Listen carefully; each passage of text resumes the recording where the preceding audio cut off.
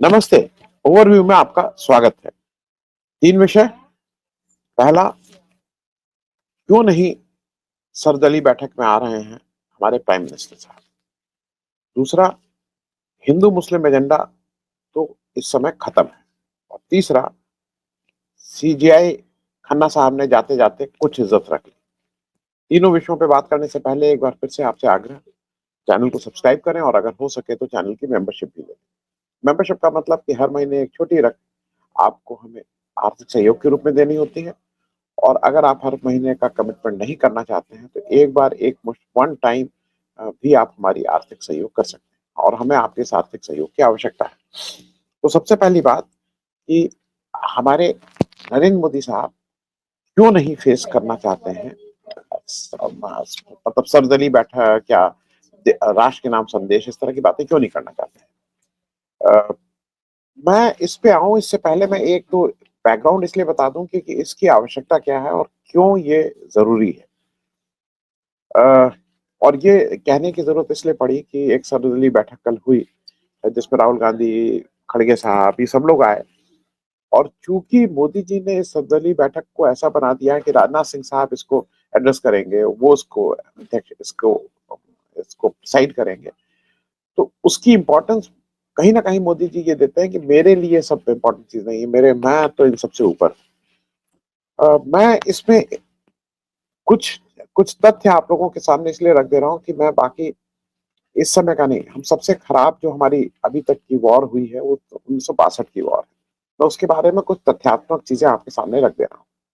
20 अक्टूबर 1962 में चाइना ने हमारे ऊपर अ, युद्ध आक्रमण किया। 20 अक्टूबर को अटैक हुआ है, 26 अक्टूबर को नेशनल इमरजेंसी लागू हो गई। क्योंकि अभी भी ये जिस तरह से युद्ध चल रहा है, उसमें इस संभावना से इनकार नहीं किया जा सकता है कि एक राष्ट्रीय आपातकाली काल की घोषणा हो जाए, क्योंकि युद्ध रुक नहीं रहा है। युद्ध इस समय वो कहा नहीं जा रहा है, कोई सूचना बिल्कुल ठीक से नहीं मिल रही, इसलिए हम लोग भी अधकचरी सूचना पे कोई कुछ टिप्पणी नहीं कर रहे हैं। लेकिन 20 अक्टूबर 1962 में चीन का अटैक, 26 अक्टूबर को नेशनल इमरजेंसी घोषित। और एक चीज याद रखना होगा कि उस समय के अटल बिहारी वाजपेयी पहली बार राज्यसभा के एमपी बने थे। अटल बिहारी वाजपेयी साहब की उम्र 36 साल थी, नेहरू की उम्र 72 साल थी, दुगने बड़े थे।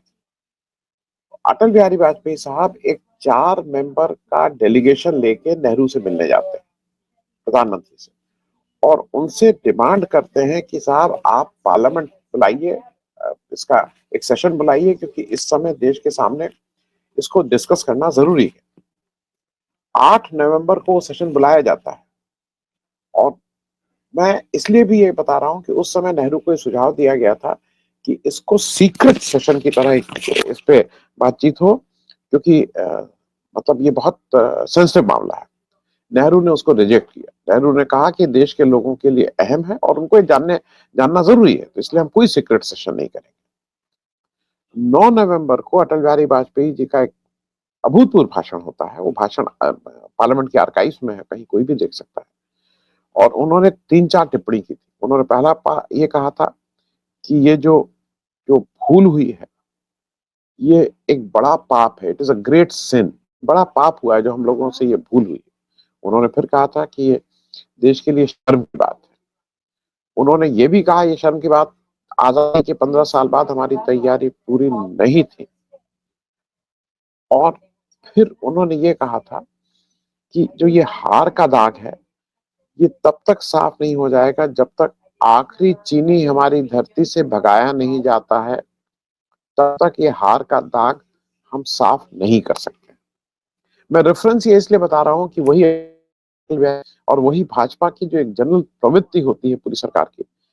1999 में जब कारगिल युद्ध हुआ, तो अटल बिहारी वाजपेयी साहब ने राज्यसभा में कारगिल युद्ध के दौरान डिबेट कराने से मना कर दिया था, क्योंकि उनका कहना था कि सरकार का स्टैंड ये था कि बहुत सेंसिटिव मामला है, इसको डिबेट नहीं करना चाहिए। अभी एक सर्वदलीय बैठक 2 बार हो चुकी है इस पहलगाम के उसके बाद, और दोनों में मोदी जी नाराज रहे। मोदी जी ने अभी तक इस पे देश के सामने आके कोई इस तरह का वक्तव्य नहीं दिया कि क्या हुआ है, हम क्या करेंगे, हम कितने प्रिपेयर्ड हैं। तो केवल और मैं इसलिए कह रहा हूँ कि केवल चुनावी भाषण नहीं, कहीं न कहीं आज राष्ट्र का नेतृत्व भी मोदी जी आप ही को करना है। इस देश को एक मुश्किल हालात में है, क्योंकि हो क्या रहा है कि ये जो ऑपरेशन सिंदूर था, ये धीरे-धीरे ऐसा लग रहा है कि ये एक फुल स्केल वॉर में कन्वर्ट होता जा रहा है। हमने बिल्कुल ये कहा था कि हमारी सेना ने, हमारे रक्षकों ने इसको इस तरह से मैनेज किया था कि ये ऐसी स्ट्राइक हो, जो जिसको कहते हैं जहाँ पे कोई उनके सिविलियन ठिकानों पे या उनके किसी रक्षा ठिकाने पे हमारी स्ट्राइक नहीं हुई है। ये प्रूवन है। ये उन लोग भी नहीं प्रूव कर पा रहे हैं। और वो पुराने कुछ दिखा के इधर-उधर पाकिस्तान भ्रमित करने की कोशिश कर रहा है, लेकिन हमारी सेना ने एग्ज़ैक्टली वो प्रिसिशन स्ट्राइक किया, जहाँ पे ये लश्कर-ए-तैयबा या इस तरह के जो आतंकी ठिकाने थे, उससे अपना काम करके वापस आए और उसको तहस-नहस किया। जहाँ पे जो अज़हर महमूद जो उनका सबसे बड़ा आतंकी इस समय है, हसन मसूद, वो कह रहा है साफ-साफ कि मेरे मेरे सगे 14 लोग मारे गए। तो आतंकी लोगों का खात्मा हुआ है। लेकिन उसके बाद पाकिस्तान उसको इस एस्केलेट कर रहा है और वो जो हमारे यहाँ से एक प्रेस रिलीज़ हुई है और भारत सरकार से वो प्रेस रिलीज़ हुई है, मैं चाहूँगा कि वो इसके साथ लग जाए। जिसमें भारत सरकार ने बिल्कुल स्पष्ट किया है कि वो वो जो मामला है, वो केवल केवल अ, पाक ऑक्युपाइड कश्मीर तक उसको नहीं रख रहा है। वो उसको एस्केलेट कर रहा है। वो पंजाब में एस्केलेट कर रहा है, वो राजस्थान में एस्केलेट कर रहा है, वो गुजरात में एस्केलेट कर रहा है। तो अगर आप बॉर्डर में आप इस तरह की बात कर रहे हैं, तो वो मामला ज़्यादा बढ़ रहा है और उसमें इसमें कहीं कोई दो राय नहीं कि अब वो पाकिस्तान का ऐसा इरादा लग रहा है कि वो जिस तरह से उसने रात भर गोलीबारी हुई है, कहीं-कहीं हमारी तरफ से उसकी जवाबी कार्रवाई हो रही है, क्योंकि भारत की सरकार ने जो प्रेस नोट अगर आप देखिए बिल्कुल साफ कहा है कि भाई हमारा कहीं आपकी सिविलियन जो आपके लोग हैं उनको या रक्षा को हमारा नहीं था। हम बिल्कुल आपके उसको रिस्पेक्ट करते थे।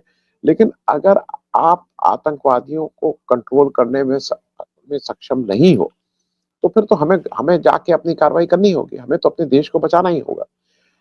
ऐसे समय में मैं ये बात इसलिए कह रहा हूँ कि मोदी जी सर्वदलीय बैठक में नहीं आते हैं। क्यों नहीं आते हैं? क्योंकि हो सकता है सर्वदलीय बैठक में उनसे कुछ पूछा जाए। वो क्यों क्यों नहीं आते हैं? वो क्या किस किस वजह से अवॉइड कर रहे हैं? भाई वो देश का नेतृत्व उनके हाथ में है और ये मुश्किल समय है और मुश्किल समय में अगर देश का नेता ही अपने को नहीं आए, तो उससे हिम्मत टूटती है पूरे देश की। तो इसलिए हम सब लोगों का ये आग्रह है कि मोदी जी, जैसा अभी लग रहा है कि थोड़ा एस्केलेट हो रहा है। अ, आप आइए, आप अपनी बात सर्वदलीय उसमें कहिए लोगों से और दूसरा सिर्फ यही नहीं, मेरे हिसाब से इस समय आपको बिल्कुल एक संसद का अधिवेशन बुलाइए, संसद का अधिवेशन में बात होने दीजिए। क्योंकि अगर संसद के अधिवेशन में लोग इस तरह की बात करेंगे, तो इसका ठीक से प्रभाव पूरी दुनिया में जाएगा कि भारत एक स्वर में एक एक साथ पाकिस्तान की इस हिमाकत का जवाब देने के लिए खड़ा हुआ है। ये आपके हित में है। आप क्यों नहीं आ रहे हैं? तो एक तो मेरे हिसाब से संसद का सेशन तुरंत बुला लिया जाए।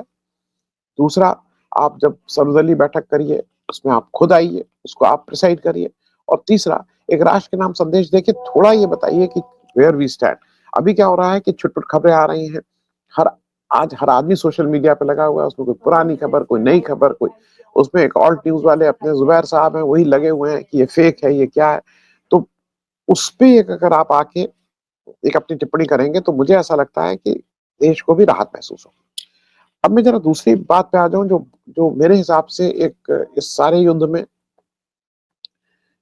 जिसका एक पॉज़िटिव चीज़ ये देखी गई कि जो भी पाकिस्तान में था, जिसने भी ये किया, उसका क्लियर एजेंडा था कि वो हिंदू-मुस्लिम करना चाह रहा था। मेरा इस पे भी एक आग्रह ये है कि सरकार ने एक बिल्कुल पॉज़िटिव कदम लिया है। अगर वहाँ कर्नल सोफिया कुरैशी आके उस प्रेस कॉन्फ्रेंस को एड्रेस करती हैं, तो जो आरएसएस या भाजपा का जो हिंदू-मुस्लिम एजेंडा था, उसपे वो बिल्कुल बंद हो गया। क्योंकि अ, अब जो जो भक्त लोग हैं या जो ट्रोल्स हैं जिनका ये काम ही है, उनको समझ में नहीं आ रहा है कि इस पे वो किस तरह से रिएक्ट करें। वो बिल्कुल वो नहीं। और एक चीज़ की जाँच बिल्कुल होनी चाहिए कि जो आप ही के लोग कह रहे हैं, मतलब ये तो मैं आपके प्रेस नोट से कह रहा हूँ, जो मिस्री साहब ने कल फॉरेन सेक्रेटरी ने कहा कि पाकिस्तान की तरफ से ये कोशिश हुई कि यहाँ पे हिंदू-मुस्लिम हो। क्योंकि आतंकवाद जिस तरह से आतंकियों ने चुन-चुन के, जिसको कहते हैं ना, चुन-चुन के हिंदुओं को मारा, उससे ये बिल्कुल साफ हो रहा था कि जो भी इसके पीछे है वो हिंदू-मुस्लिम कराना चाह रहा था। मेरे हिसाब से एक जाँच ये भी हो जाए, क्योंकि सारी चीज़ें सोशल मीडिया पे उपलब्ध हैं। देश में उस समय ऐसे कौन से लोग थे, ऐसे कौन से चैनल थे जो इसको हिंदू मुस्लिम बार-बार करने की कोशिश में थे। इसको मंगाइए और बिल्कुल उनसे एक्सप्लेनेशन मांगिए कि आप ये, जब आप क्या पाकिस्तान के एजेंडे का हिस्सा थे? जो आप हिंदू मुस्लिम में इसको टर्न कर रहे थे? क्योंकि ये भी एक देश के सामने ज़रूरी है कि हर बात में वो पाकिस्तान के द्वारा प्रायोजित हिंदू मुस्लिम एजेंडा चलाने के लिए, हिंदू मुस्लिम के बीच में लड़ाई कराने का जो एक एक कुत्सित प्रयास था, जो सरकार खुद कह रही है कि this was an agenda which was, मतलब जिसको पाकिस्तान ने पुरज़ोर कोशिश की थी कि किसी तरह से हो जाए, उसमें हमारे यहाँ के कौन-कौन चैनल और कौन-कौन लोग इसमें लग गए थे कि हाँ, हाँ, इसको और बढ़ावा दे रहे थे। तो क्या वो पाकिस्तान के हाथ में खेल रहे थे या वो प्रायोजित थे, और उनके ऊपर कोई ना कोई कार्रवाई अगर होगी तो ये मेरे ख्याल में ठीक रहेगा। लेकिन कर्नल सोफिया कुरैशी को जिस तरह से आप सामने लाए, मेरे हिसाब से इसके लिए धन्यवाद भी है, और मेरे हिसाब से एक लॉन्ग टर्म इस देश का जो एक बेसिक हमारा स्ट्रक्चर रहा है, जो हमारी सर्वधर्म की जो एक हमारी ताकत रही है, उसमें ज़रूर जोर मिला है, और उसको उसको हरदम याद याद रखा जाएगा, और इसके लिए भाई हम धन्यवाद भी देते हैं। मैं अब तीसरी बात कह दूँ सीजीआई खन्ना साहब की। संजीव खन्ना साहब का कार्यकाल 2-3 दिन में खत्म हो रहा है। अ, वक़्फ़ वाली बात लेके मुझे अभी भी थोड़ा-सा ये है कि जब आपने उसको सुन ही लिया था, जब आपने उसको एडमिट कर लिया था, आपने उसपे कई डेट लगा दी थी, सरकार को समय दे दिया था, सरकार ने अपना जवाब दे दिया था। तो अभी तो कोई ट्रायल की बात नहीं थी, अभी तो सिर्फ़ महज़ बात ये थी कि आप उस कानून पे स्टे लगा दीजिए, वो कानून पे बहस चले, उसपे जो कॉन्स्टिट्यूशनल बेंच है वो ठीक से बातचीत करें, उसकी सारी तह तक पहुँचे, उसकी परत और दर-परत देखें कि वो संविधान के दायरे में है या नहीं है, या उससे संविधान को क्या होता है, और उसके बाद उसका निर्णय दें। तो इस समय एजुडिकेट करने की या निर्णय देने की बात थोड़ी थी, महज़ इस समय तो बात उस स्टे ऑर्डर की थी। हालाँकि ये भी फैक्ट है कि आपने एक इंटरिम डायरेक्शन दे रखा है, जिस इंटरिम डायरेक्शन का मतलब ही स्टे जैसा है, लेकिन एक अगर प्रॉपर स्टे ऑर्डर हो जाता तो मुझे लगता है कि हम सब लोगों को एक एक अच्छा लगता है कि भाई संजीव खन्ना साहब ने एक लैंडमार्क जजमेंट देके कम से कम अपने कार्यकाल में जितना कर सकते थे उतना किया। लेकिन उसी के साथ-साथ मैं ये भी कहूँगा कि उन्होंने जो हाई कोर्ट के जज एक वर्मा जी हैं, जो वर्मा जी को जिनको आपने वापस भेज दिया है, उसपे भी आपने एक कमिटी बनाई, कमिटी की ने रिपोर्ट दी, और कमिटी की रिपोर्ट में बिल्कुल स्पष्ट शब्दों में कहा कि ये सब में कहीं न कहीं अ वर्मा जी लिप्त हैं, जो पैसा पाया गया है, और उसके लिए जब आपने पहले उनसे कहा गया कि भई आप या तो रिज़ाइन कर दीजिए, लेकिन जब ये देखा गया वो रिज़ाइन नहीं कर रहे हैं, तो अब जाते-जाते सीजेआई खन्ना साहब ने जो प्राइम मिनिस्टर और प्रेसिडेंट को रिकमेंड किया है कि भाई इनके ऊपर इम्पीचमेंट महाअभियोग चलाया जाए, ये भी एक नज़ीर बनेगा, और ये याद रखा जाएगा कि जब इस तरह की बात थी तो जस्टिस खन्ना ने उस समय वेवर नहीं किए जब उनको अपनों को बचाने का आरोप उनके ऊपर कम से कम नहीं लगेगा। एक जज ने जिसके यहाँ से पैसा बरामद हुआ है, उस बरामद पैसा होने के बाद अगर वो स्वेच्छा से अभी तक बेशर्मी के साथ अगर अपनी कुर्सी से चिपके हुए हैं, तो इस देश के चीफ जस्टिस ऑफ इंडिया ने एक बड़ा निर्णय लेते हुए उनके ऊपर महाभियोग चलाने का रिकमेंडेशन किया है। अब फिर से गेंद सरकार के पाले में है कि सरकार उसमें कितनी ईमानदारी और कितनी नियत है उसकी कि जो महाअभियोग का जो रिकमेंडेशन है उसको आगे बढ़ाती है। फिलहाल के लिए इतना ही। Thank you so much. धन्यवाद।